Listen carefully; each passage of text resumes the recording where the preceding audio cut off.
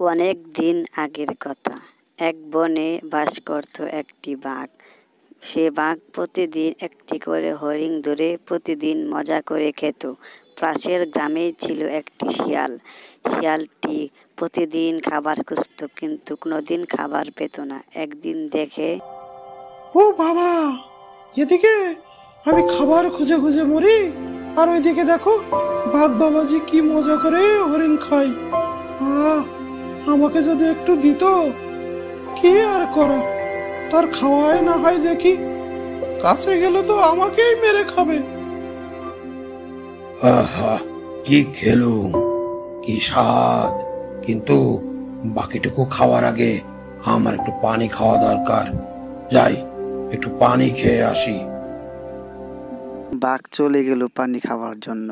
শিয়াল বলল, আরে, বাঘ মহাশয় মনে হয় চলে গেল, পেট মনে হয় ভরে গেছে। চাই বাকিটুকু আমি সাবার করি, একেই বলে কপাল। শিয়াল এসব কথা বলে হরিণটিকে খেতে শুরু করলো। কিছুক্ষণ পর বাঘ এসে দেখলো তার শিকার শিয়াল খাচ্ছে। এসব দেখে বাঘের মাথা গরম হয়ে গেল এবং বাঘ বলল, ওরে বদমায়েশ শিয়াল, তুই আমার শিকারকে চুরি করছিস? দাঁড়া, তোর মাথাটা এখন আমি চিবাবো। মহারাজ, মহারাজ আমাকে মাফ করুন। আমি ভেবেছি আপনার খাওয়া শেষ। এই ভুল আর কোনোদিন হবে না। আমাকে মাফ করবেন, আমাকে মারবেন না, মাফ করুন মহারাজ। আরে বেটা, মহারাজ তো সিংহ, আমারে তেল দিস না। যাও, তুই আমাকে মহারাজ বলেছিস, ঠিক আছে, যা, তোকে একটা সুযোগ দিচ্ছি। তোকে মারবো না, কিন্তু আজ থেকে তুই আমার শিকার করে খাওয়াবি। আর যদি একদিন আমাকে শিকার না করে দিস, তবে সেদিনই তোর ভবলীলা সাঙ্গ করে দিব। তাই হবে মহারাজ, তাই হবে। বাঘের সাথে শিয়াল এইসব কথা বলে ওইখান থেকে চলে গেল এবং তারপরের দিন সকালবেলা শিয়াল শিকারের খোঁজে বের হলো। কিছুক্ষণ যাওয়ার পরে দেখতে পেল একটি ছাগল এবং ছাগলকে বলতে লাগলো, আরে ছাগল ভাই, কি বিপদে পড়লাম বলো তো। কেন, কি হয়েছে? আরে আর বলো না, পথ হারিয়ে ফেলেছি। উত্তরের জঙ্গলে কিভাবে যাব তুমি বলতে পারো? ও, এই কথা। তো যাও না, এই পিছনের রাস্তা দিয়ে সোজা চলে যাও। আরে কোন পিছনের রাস্তার কথা বলছো? একটু ভালোভাবে দেখিয়ে দাও না। শিয়ালের কথা শুনে ছাগল বুঝতে পারলো এবং সামনের দিকে তাকালো। সামনের দিকে তাকাতেই শিয়াল পেছন থেকে লাফ দিয়ে এসে তাকে মেরে ফেললো এবং বাঘের কাছে নিয়ে আসলো। বাঘ বলল, বাহ বাহ, তুই তো খুব কাজের রে। যা, আজও বেঁচে গেলি। মহারাজ, ছাগলটিকে ধরতে খুবই কষ্ট হয়েছে। যদি দয়া করে আপনার খাবার থেকে আমাকে একটু দিতেন। কি বললি? হা হা হা হা। আরে, তোর জীবনটাই দিয়েছি, এটাই কি যথেষ্ট না?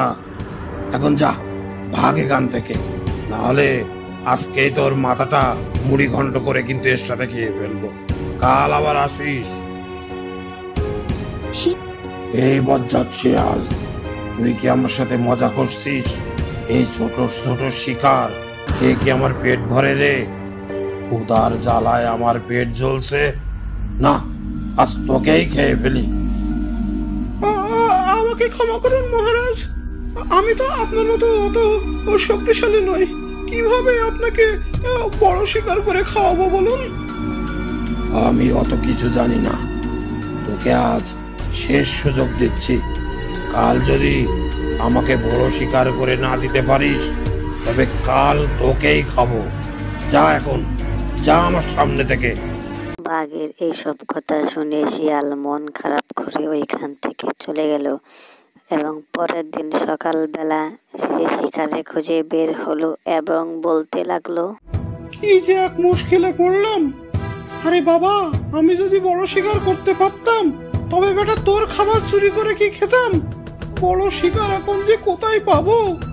কিছুক্ষণ যাওয়ার পরে দেখতে পেল একটি মস্ত বড় একটি হাতি মরে পড়ে রয়েছে এবং সে চিন্তা করলো এবং মনে মনে ভাবতে লাগলো। ওরে বজ্জাত শিয়াল রে, তোর কি কোনো জানের মায়া নাই? না, বুঝতে পেরেছি, আজকেই তোর শেষ দিন। তোরে আজকেই আমার পেটে চালান করব। আরে থামুন, সব সময় আমাকেই পেটে চালান করার ধান্দা। আপনাকে ছোট শিকার খাওয়ানোই ভুল হয়েছে, মনটাই আপনার ছোট হয়ে গেছে। চলেন আমার সাথে, দেখি আপনি কত খেতে পারেন। মানে? মানে আবার কি, আপনার জন্য অনেক বড় শিকার করেছি। এখন চলুন আমার সাথে, দেখি আপনি কত খেতে পারেন। শিয়ালের এসব কথা শুনে বাঘ তো বেজায় খুশি হয়ে গেল এবং সেখানে যাওয়া শুরু করলো। কিছুক্ষণ যেতেই সেই মরা হাতির কাছে তারা পৌঁছে গেল এবং বাঘ মনে মনে চিন্তা করতে লাগলো যে এই প্রাণীটাকে মেরেছে তার মনে অনেক শক্তি, এবং শিয়ালকে বাঘে বলতে লাগলো, শিয়াল ভাই, বলছি এই হাতে কি আপনি মেরেছেন? তোর কি মনে হয় আমি এতদিন তোরে খাইয়েছি এমনি এমনি? না রে পাগলা, তুই জানিস না আমি বন দেবীর বর প্রাপ্ত। আমি হাতি, ঘোড়া, বাঘ, সিংহ যা চাই তাই শিকার করতে পারি। আসলে আমার একটা চাকর দরকার। সেদিন আমার চাকর খুঁজতে বের হয়েছিলাম, তোকে দেখে আমার খুবই পছন্দ হয়েছিল। কিছুদিন তোকে পরীক্ষা করলাম।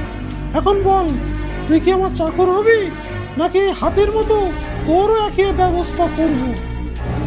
বোকা বাঘ তো এসব কথা শুনে ভয় পেয়ে গেল এবং ভয়ে ভয়ে শিয়ালকে বলল, আপনি কত মহান! আমি এখন যে বেঁচে আছি আপনার দয়, এর থেকে আর কি আমার বড় উপহার আছে বলুন? এখন আমাকে খেদমত করার একটা সুযোগ দিন জনাব, আমি ধন্য হই। এইসব কথা শুনে শিয়াল বেজায় খুশি হয়ে গেল।